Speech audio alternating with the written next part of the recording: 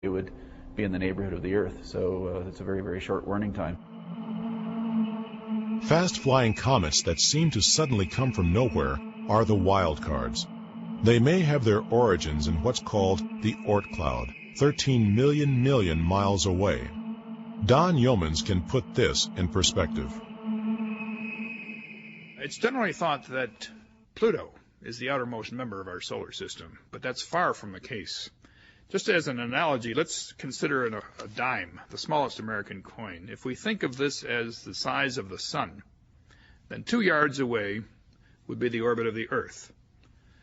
Some 75 yards away, 3/4 of the length of a football field, would be the orbit of Pluto. But the actual edge of the solar system is some 50 miles away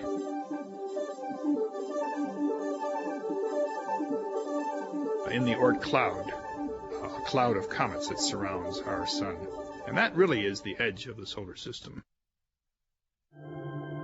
As the brightness and heat of our young sun really took off about 5 billion years ago, its radiation drove trillions of tons of material deep into cold space, where it remains frozen to this very day.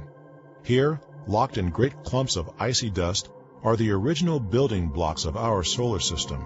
This is the Oort cloud. Imagine a snowball about maybe 10 kilometers in diameter. And imagine that there's a lot of dirt in that snowball. That's a comet.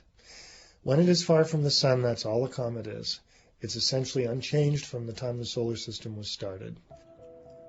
Larry Lebowski can replicate comets. He uses dry ice, ammonia, some organic dirt, and water.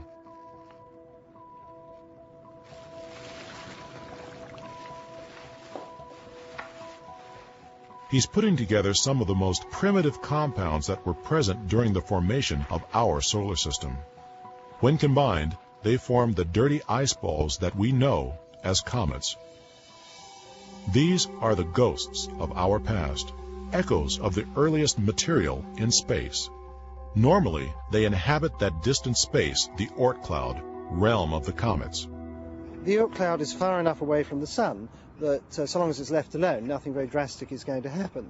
But from time to time, the solar system passes close to another star, or perhaps to a giant cloud of gas, and the gravitational field of these objects can stir up the comets in the Oort cloud, flinging some of them out into interstellar space, and some of them in towards the inner solar system. Some comets are deflected as they pass by the central star, undergoing just a slight change in their direction. Other comets come much closer to the sun and, in a slingshot, are turned around. Others plunge into the fires. Some comets get trapped in short orbits. Others may have an orbit lasting thousands of years and taking them out into the depths of space. Invisible for all but a fraction of their life, they may suddenly appear. January 1996. A Japanese astronomer sees a faint dot in the sky. Within 6 weeks, Hyakutake became the most observed comet in history. The frozen ice ball threw out dust and gas as it was touched by the warmth of the sun. As it flew through space, 1 million telescopes turned to view this frosty ball. Its magnificent tail stretched halfway across the night sky. But the peacock doesn't always show its tail. For most of its life, a comet is an icy nucleus, just a dirty snowball. Only when the warmth of the sun plays upon it does it start to perform. Great geysers of water vapor, gas, and dust erupt from fissures. Eventually, a huge cloud of gas surrounds the nucleus and hides it. The vapor streaming out behind these dirty snowballs can be millions of miles long, yet it is so rarefied that it could all be packed into a standard suitcase. This trail of gas and dust makes up the comet's tail, which usually points away from the sun. The dust is swept back by pressure of sunlight, while the gases are blown by the solar winds.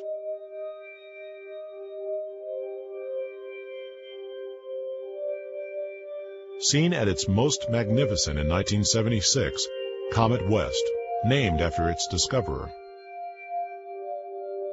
Its dust streams out and reflects the sun's golden light as a yellow tail, while the gas is excited by the sun's radiation and fluoresces in electric blue. Alan Hale also has his name on a comet. It's the dream of amateurs to be the first to spot a new comet as it comes from out of the blue, and he did just that in July of 1995.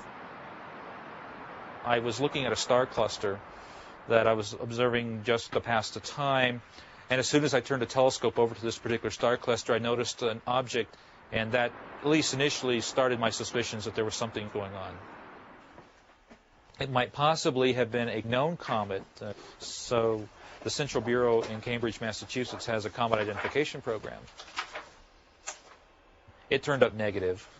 Well, obviously I was excited. You can't discover an object like that and know you found something without being excited about it.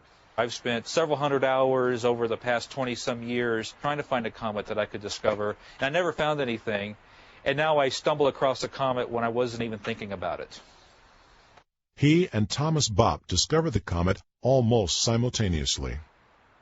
I had I guess what one would say, an unfair advantage over Thomas Bopp in reporting discoveries. He was